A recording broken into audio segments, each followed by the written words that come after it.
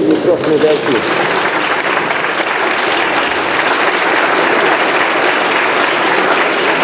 Entonces, yo voy a introducir esto muy brevemente. Agradezco al Club de Intenciones Humanistas, agradezco a los representantes del campo de la cultura aquí presentes, agradezco a los editores de mis escritos, agradezco al cuerpo de traductores y a los numerosos amigos que me han invitado a disertar hoy aquí. Agradezco la asistencia de los medios informativos y, desde luego, agradezco la presencia de todos vosotros.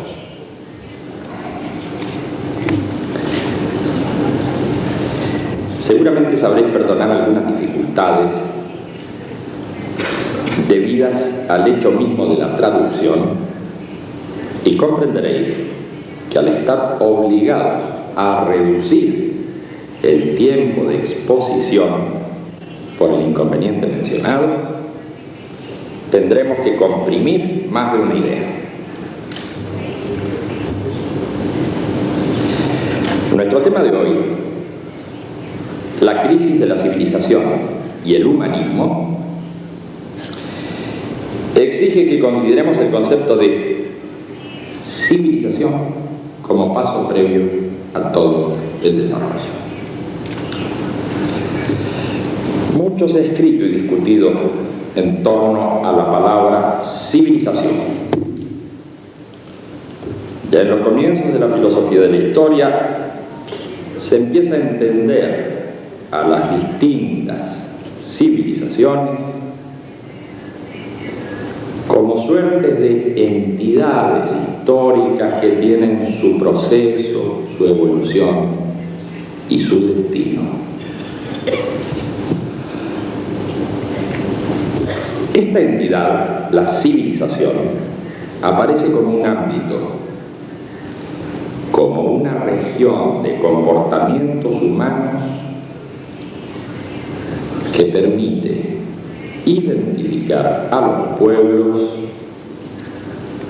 con un cierto modo de producción, ciertas relaciones sociales, cierta juridicidad y cierta escala de valores. En general, no se identifica la idea de pueblo o nación con la de civilización, sino que se incluye a numerosos pueblos y naciones más allá de sus fronteras respectivas dentro del ámbito común mencionado. Tradicionalmente se ha relacionado a las civilizaciones con suertes de espacios culturales radicados dentro de límites geográficos y se les ha atribuido la capacidad de irradiar o recibir influencias de otras más o menos contiguas. Cuando se habla de la civilización egipcia o la griega, se está haciendo alusión a esos ámbitos de comportamientos humanos ya mencionados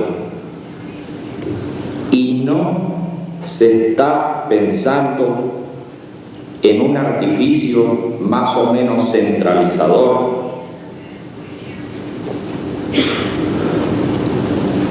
como el Estado y que sea el factor decisivo en la articulación de dichos ámbitos. Que los macedonios o los espartanos participaran de la cultura helénica sin formar parte de una liga de ciudades-estados o que, inclusive, lucharan entre sí, muestra que no es el Estado lo sustancial en su definición. De todas maneras, la radicación en cierto espacio ha permitido hablar de la civilización mesopotámica, de la civilización del Nilo, de las civilizaciones isleñas, y así siguiendo. Este tipo de clasificación, desde luego, lleva implícita una concepción según la cual toda civilización está determinada por razones geográficas. Del mismo modo que cuando se habla de las civilizaciones del vino, de la leche, de la miel, o las civilizaciones del maíz, se hace alusión a los recursos alimenticios. Y cuando se menciona la civilización neolítica, se denota los estadios culturales dados por la producción instrumental y técnica. Pero más importante que el esfuerzo clasificador ha sido el trabajo emprendido desde Vico en adelante para tratar de comprender cuáles son los pasos temporales, cómo es el devenir de una civilización y cuál es su destino. Desde ese corsi e ricorsi de los acontecimientos humanos que el genial napolitano trata de aprender, apoyándose en una idea general sobre la forma del desarrollo histórico, en un conjunto de axiomas y en un método filológico, hasta la historiología de Toynbee, que se fundamenta en una concepción de reto-respuesta ya anticipada por Pablo en sus estudios fisiológicos. Ha corrido mucha tinta y se ha tratado de hacer ciencia con ideas más o menos confusas.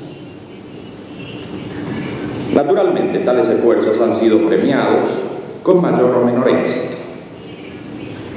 Comte mencionaba una ley que la civilización cumplía al partir de una etapa heroica o teológica, al avanzar hacia un estadio metafísico y al adentrarse finalmente en un momento positivo de racionalidad, abundancia y justicia.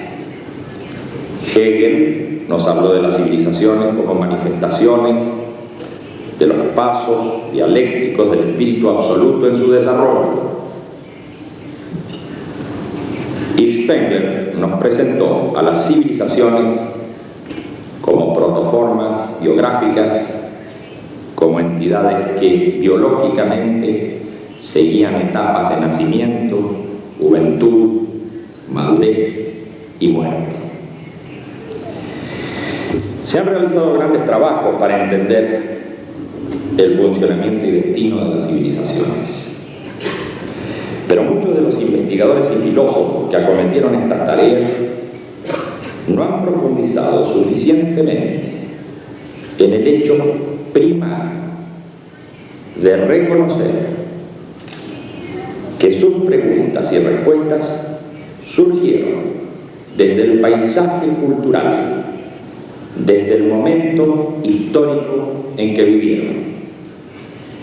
Y si hoy se quisiera encontrar una nueva respuesta al tema de la civilización, ya no se podría eludir la dificultad o facilidad del paisaje cultural en que nos hemos formado y del momento histórico en el que nos toca vivir.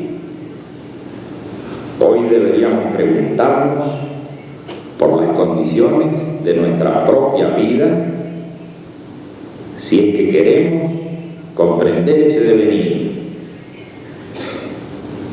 Y con esto humanizaríamos el proceso histórico sobre el que reflexionamos.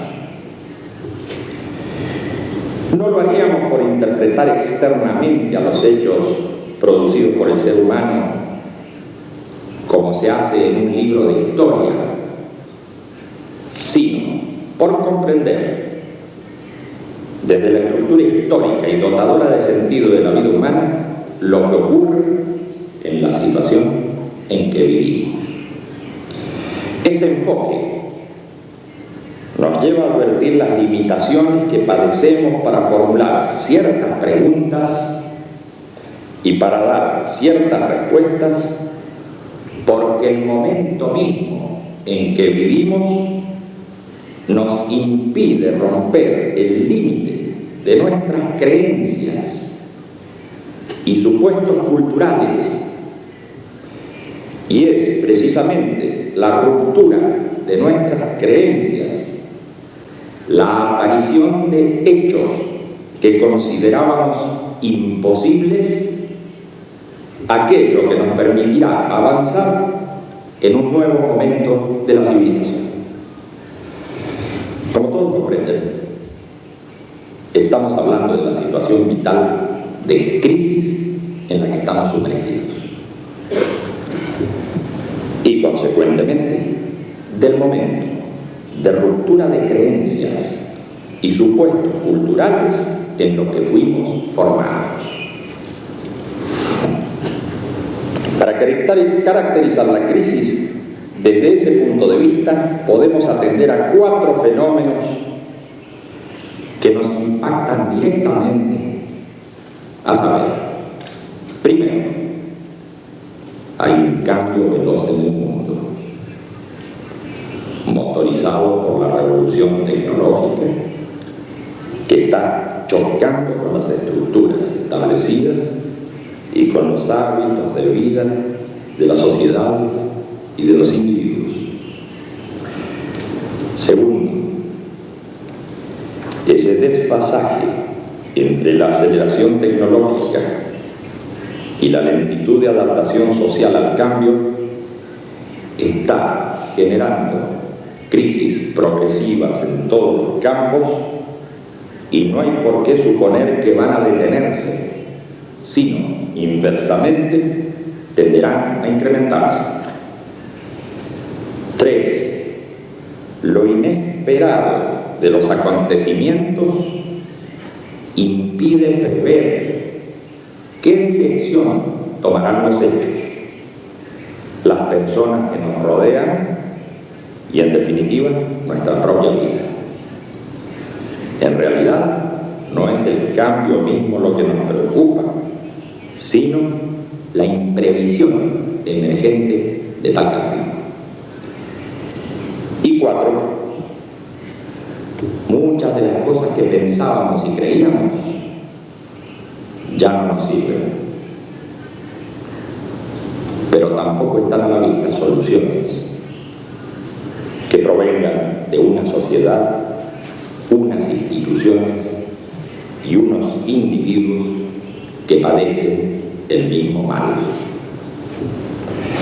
Por una parte necesitamos referencias, pero por otra, las referencias tradicionales nos resultan asfixiantes y obsoletas. A mi ver, es aquí, en esta zona del planeta, más que en cualquier otra, donde se está produciendo la aceleración más formidable de las condiciones del cambio histórico. Aceleración confusa y dolorosa, en la que se está gestando un nuevo momento de la civilización. Hoy aquí nadie sabe qué pasará mañana. Pero en otras partes del mundo se supone ingenuamente que la civilización va en una dirección previsible y dentro de un modelo económico y social ya establecido. Desde luego que esta forma de ver las cosas se acerca más a un estado de ánimo, a una manifestación de deseos, que a una posición justificada por los hechos. Porque a poco que se examine lo que está ocurriendo, se llega a la conclusión de que el mundo globalmente considerado y no esquizofrénicamente dividido entre este y oeste está marchando hacia una inestabilidad creciente. Tener la mirada puesta exclusivamente en un tipo de Estado, un tipo de administración o un tipo de economía para interpretar el devenir de los acontecimientos muestra cortedad intelectual y delata la base de creencias que hemos incorporado en nuestra formación cultural.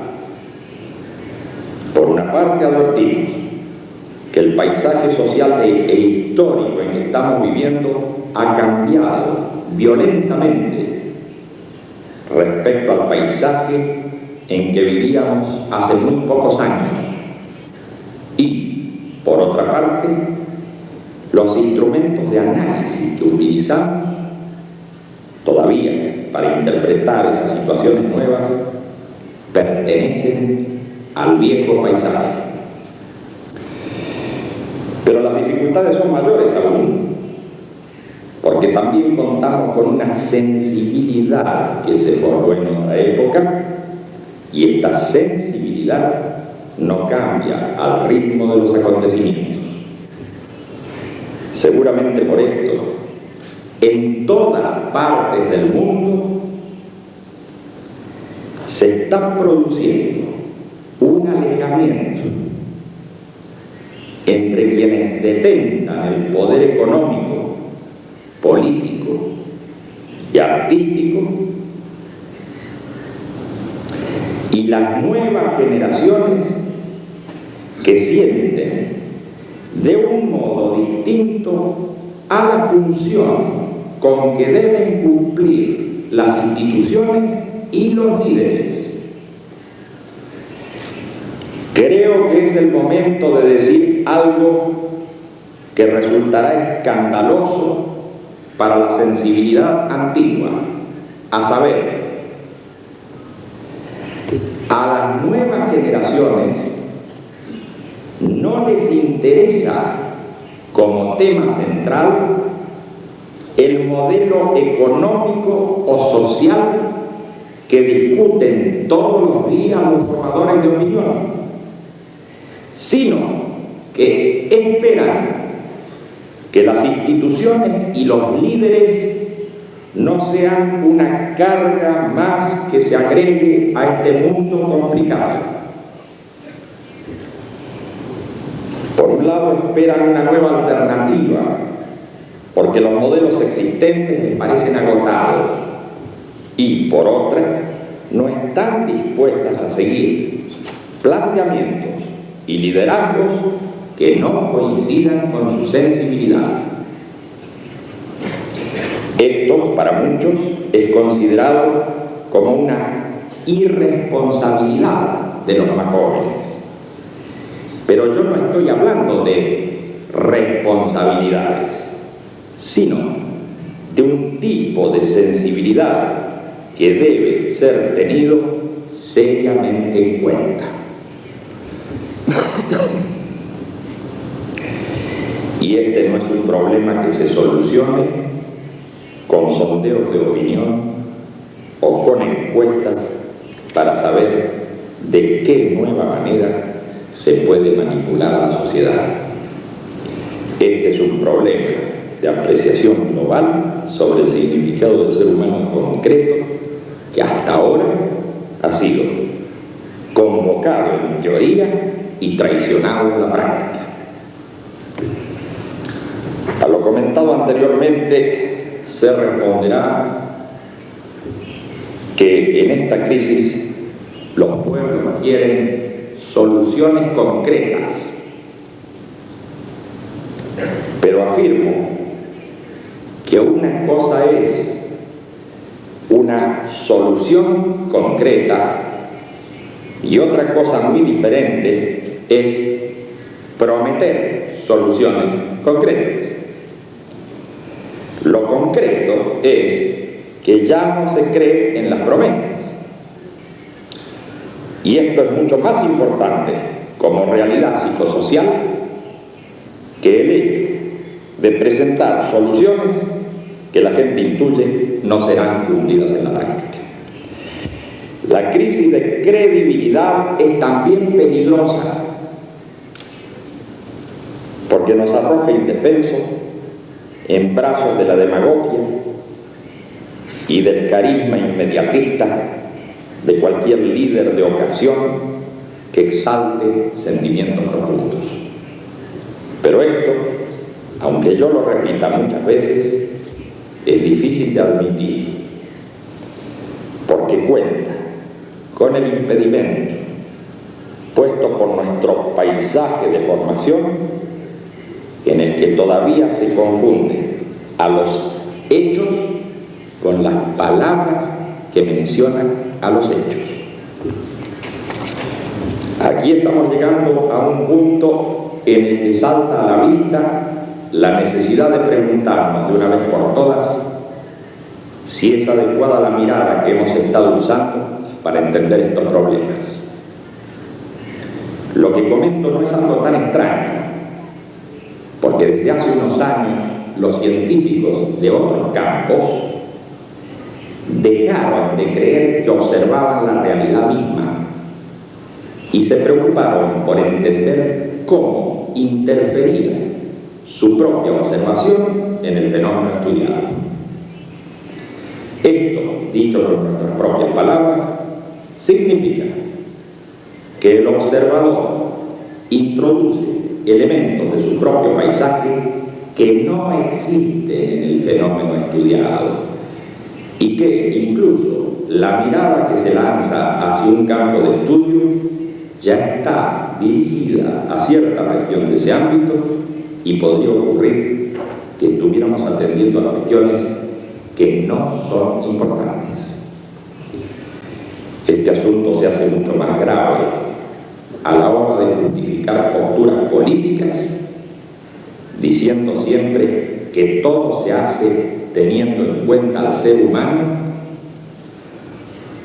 cuando resulta que esto es falso, porque no se parte de tenerlo en cuenta a él, sino a otros factores que colocan a las personas en situación accesoria.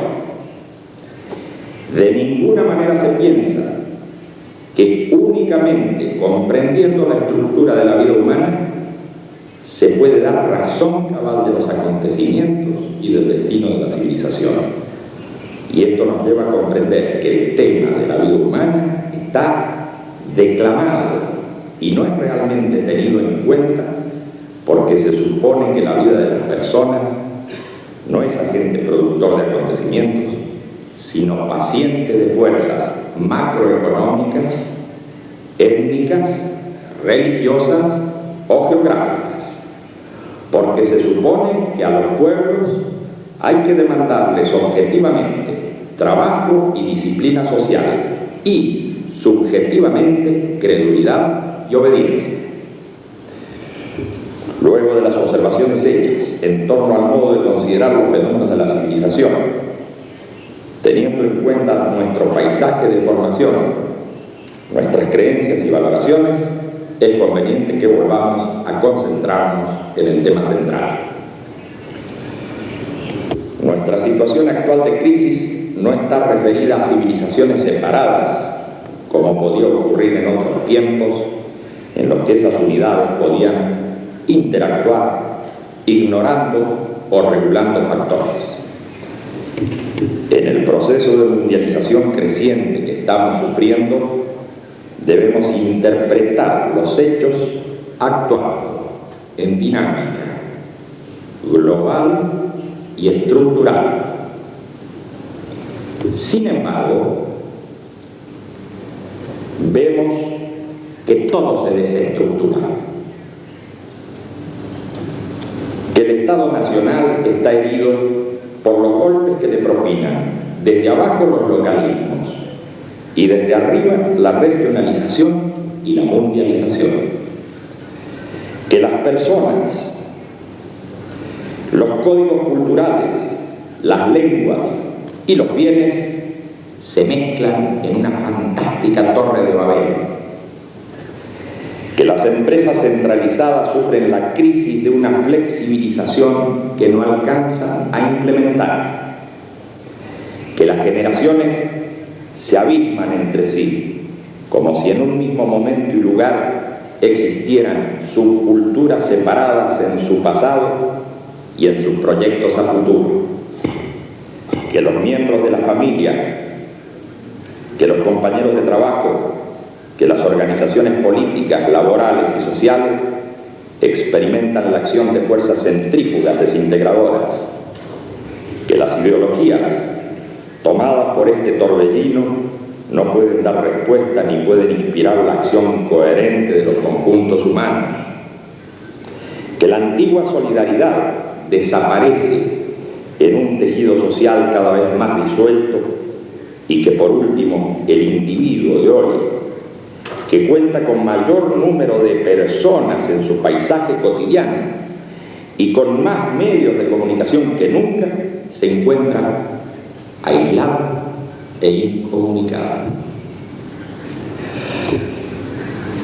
Todo lo mencionado muestra que aún esos hechos desestructurados y paradojales responden al mismo proceso que es global y es estructural.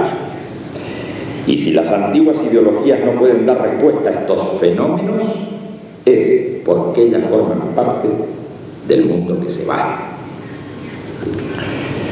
Sin embargo, muchos piensan que estos hechos marcan el fin de las ideas y el fin de la historia, el fin del conflicto y del progreso humano. Por nuestra parte, a todo esto le llamamos crisis, pero estamos muy lejos de considerar esta crisis como una decadencia final, porque vemos que en realidad la disolución de las formas anteriores va correspondiendo a la ruptura de un ropaje que ya queda chico al ser humano.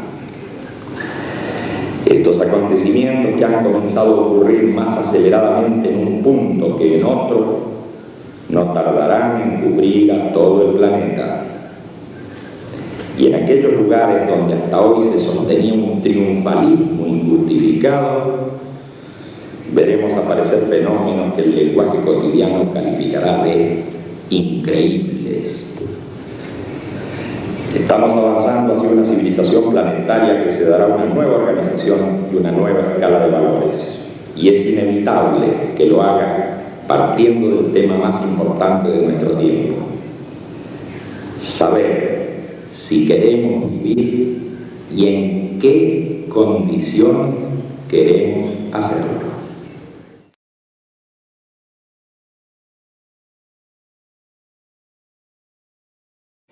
Debo destacar además que el humanismo extrae su explicación del mundo, de los valores, de la sociedad, de la política, del arte y de la historia, básicamente de su concepción del ser humano. Para el humanismo contemporáneo no se puede partir de teorías sobre la materia, sobre el espíritu o sobre Dios, sino que es menester partir de la estructura de la vida humana, de su libertad y su intención, y lógicamente ningún determinismo o naturalismo puede convertirse en humanismo, porque su supuesto inicial hace accesorio al ser humano. El humanismo de hoy define al ser humano como aquel ser histórico cuyo modo de acción social transforma a su propia naturaleza. Encontramos aquí los elementos que, desarrollados debidamente, pueden justificar una teoría y una práctica que dé respuesta a la emergencia contemporánea. Extendernos en consideraciones sobre la definición dada nos llevaría demasiado lejos y no contamos con tiempo suficiente para hacerlo. No escapa nadie que la rápida descripción que hemos hecho de la civilización y de la crisis actual parten de tener en cuenta la estructura de la existencia humana que tal descripción es justamente la del humanismo contemporáneo en su aplicación a un tema dado. Los términos de crisis de civilización y humanismo quedan ligados cuando proponemos una visión que puede contribuir a sortear algunas de las dificultades actuales. Aunque no abundemos más en su caracterización, queda en claro que estamos considerando el tema del humanismo como conjunto de ideas, como quehacer práctico, como corriente de opinión y como posible organización que lleve adelante objetivos de transformación social y personal, dando acogida en su seno a particularidades políticas y culturales concretas, sin que éstas desaparezcan como fuerzas de cambio diferentes, pero convergentes en su intención final. Flaco favor haría a este momento de cambio quien se sintiera destinado a hegemonizar y universalizar una determinada tendencia precisamente en el momento de la descentralización y del clamor del reconocimiento de las particularidades reales. Quisiera terminar todo esto con una consideración muy personal. En estos días tuve la oportunidad de asistir a encuentros y seminarios con personalidades de la cultura, con científicos y académicos. Y en más de un caso me pareció advertir un clima de pesimismo cuando intercambiábamos ideas sobre el futuro que nos tocaría vivir. En esas ocasiones no me sentí tentado a hacer exaltaciones ingenuas ni a declarar mi fe por un futuro venturoso. Sin embargo, en este momento creo que debemos hacer el esfuerzo de sobreponernos a este desaliento, recordando otros momentos de grave crisis que vivió y superó la especie humana.